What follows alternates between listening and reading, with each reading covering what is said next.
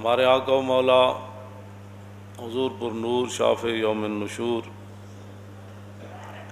صلی اللہ تعالی علیہ وآلہ وبارک وسلم، حضور بھی خوش ہوتے ہیں حضور کے دشمنوں سے دشمنی کی جائے،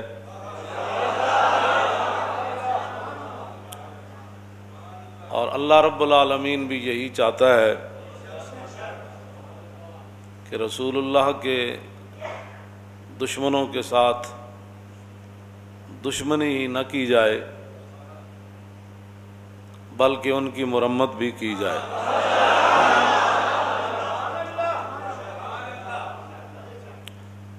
مولانا محمد ہاشم ٹھٹوی سندھ کے، ان کی کتاب ہے السیف الجلی علی صاب بن نبی، کہ کھلی تلوار اس دے سر ہوتے جڑا حضور دے خلاف گل کرے، اور یہ ہے السیف المسلول۔ اس کا معنی جو ہے وہ السیف المسلول، ننگی تلوار، وہ کھلی تلوار، یہ ننگی تلوار، اور انہاں فرمایا السیف المسلول علی من سب الرسول، ننگی تلوار اس بندے دے سر ہوتے جڑا کائنات حضور دے خلاف گل کرے۔ یہ ہمارے وہ بزرگ ہیں جنہوں نے اتنی موٹی موٹی کتابیں لکھی حضور کی شان میں، رضا نے تو ختم سخن اس پہ کر دیا کہ خالق کا بندہ اور خلق کا آقا کہوں تجھے۔ اور میں نے جو آیہ کریمہ پڑھی ہے سورہ مجادلہ کی، اللہ رب العالمین نے فرمایا ان الذین یحادون اللہ ورسولہ، اتھوں دے بھی تے اتھوں دے بھی سارے، جنہاں نو اتھے تکلیف گل اساں کیتی فرانس دے خلاف تے اتھے تکلیف کیوں ہوئی؟ انشاءاللہ یہ تکلیف تہاڈیاں نسلاں تک بھی رہے، تہاڈیاں نسلاں بھی بدبودار ہون،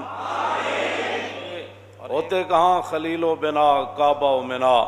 لولاک والے صاحبی سب تیرے گھر کی ہے، اور مولا علی نے واری تیری نیند پر نماز، اور وہ بھی اثر جو سب سے اعلیٰ خطر کی ہے، بلکہ صدیق غار میں جان ان پہ دے چکے، اور حفظ جان تو جان فروز غرر کی ہے، تو نے انہیں جان دی انہیں پھیر دی نماز، پر وہ تو کر چکے تھے جو کرنی بشر کی ہے۔ ثابت ہوا کہ جملہ فرائض فروع ہیں، اصل الاصول بندگی استاجور کی ہے۔ آگ جل رہی ہوئے جس دے بارے اللہ رب العالمین نے فرمایا قلنا یا نار کونی بردم و سلام علی ابراہیم، وہ آگ جل رہی ہوئے تے آگ دے شعلے بلند ہو رہے ہوں، وہ تو پرندے بھی جل جان گزر دیاں، لیکن گرگٹ دور بہ کے نبی دے بغض تے آ کے پھوک مارے، او دی پھوک نال اگ نو کچھ بھی نہیں سی ہونا، لیکن انہیں جناب ابراہیم دے بارے اپنے بغض دا اظہار کیتا۔ اور مولانا جو ہے محمد ہاشم ٹھٹوی رحمۃ اللہ علیہ نے لکھا کہ من ابغض رسول اللہ بقلبہ فہو کافر، فرمایا جڑا کلمہ او تو پڑھے لیکن دل وچ حضور دے بارے بغض رکھے،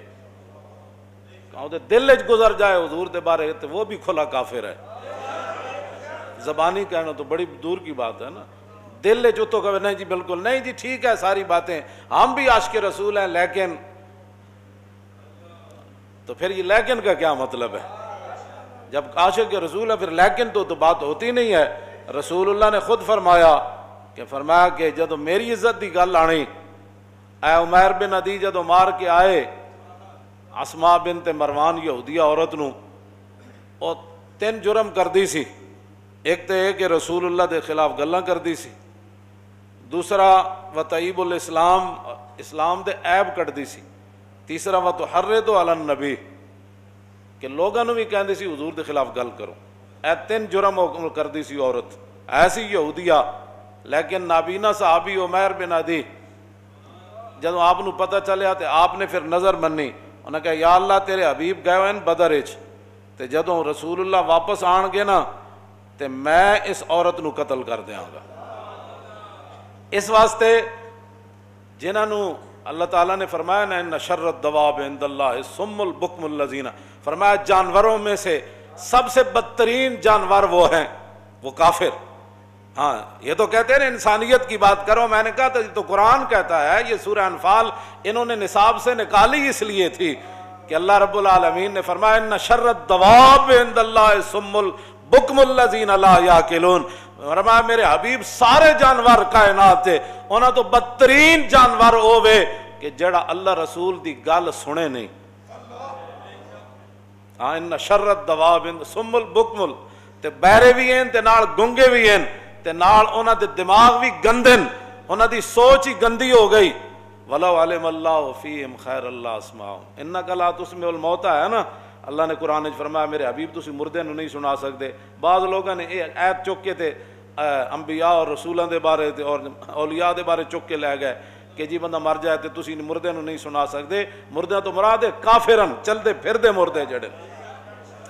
آگے اللہ نے کیا فرمایا، وہ اس آیت کو یہ پھر تب سمجھ آئے گی۔ اللہ نے فرمایا وَلَوْ عَلِمَ اللَّهُ فِيهِمْ خَيْرَ اللَّهِ أَسْمَعَهُمْ وَلَوْ أَسْمَعَهُمْ لَتَوَلَّوْا وَهُمْ مُعْرِضُونَ۔ اے گل ہے جڑی میں ہمیشہ کرنا کہ ساڑھے واسے چے گل نہیں ہے کہ کسی دے اندر پا دے یہ گل ناموس رسالت دی یا انہوں سمجھ آ جائے۔ فرمایا میرے حبیب جانوراں جو سب تو بڑے جانور ہے کافرن، فرمایا اگر اللہ ان میں کوئی بہتری دیکھتا نا اپنی شان کے مطابق تو پھر اللہ آپ کی بات ان کو سنوا دیتا۔ وَلَوْ عَلِمَ اللَّهُ فِيهِمْ خَيْرَ اللَّهِ أَسْمَعَهُمْ، اگر اللہ ان میں کوئی بہتری جانتا تو پھر اللہ آپ کی بات ان کو سنوا دیتا۔ جو ساڑھی گل کسی نو کیویں سمجھ آ سکتی جی، جڑا ہووے رسول اللہ نال دشمنی رکھن والا تے ہووے یہود و نصارا دا ایجنٹ، انہاں دا بتے خور ہووے، انہوں ساڑھی گل ہے کی سمجھ آنی کہ مولانا کون سی ناموس رسالت پر بات کر رہے ہیں، انہیں یہ بات سمجھ نہیں آ سکتی۔ اللہ نے فرمایا وَلَوْ عَلِمَ اللَّهُ فِيهِمْ خَيْرَ اللَّهِ أَسْمَعَهُمْ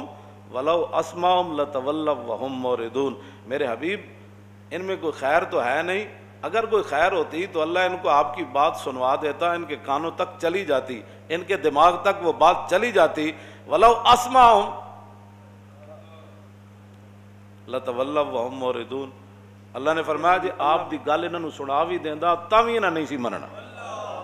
بس گل ختم ہو گئی۔ نہیں تینوں سمجھ آتی تو پھر ساڑھے گاٹے کیوں لگدا؟ جے نہیں سمجھ آندی تو پھر تانوں او تے سمجھ آ گئی، یہود و نصارا دیاں گلاں تانوں سمجھ آ جاندیاں، گستاخان رسول دیاں آ جاندیاں، گستاخان صحابہ دیاں آ جاندیاں، اور ختم نبوت دے منکرین دیاں گلاں تانوں سمجھ آندیاں، انہاں نال تسی کھڑ کے فوٹو بھی چھکاندے ہو اتھے تو تانوں سب کچھ سمجھ آ جاندا۔ تے اللہ فرمایا میرے حبیب جی تے سن بھی لیندے تاں وی نہ نہیں سی مننا۔ منوانا ساڈا کام کوئی نہیں، منوانا ساڈا کام کوئی نہیں، سمجھ آ جائے تے مغلاں دے کتے نوں بھی آ جائے، جے نہ آ جائے تے کلمہ پڑھ کے بھی نہ آوے اور اس ملک وچ بھی نہ آوے جڑا ملک بڑے ہی حضور دے نہ ہوتے ہو۔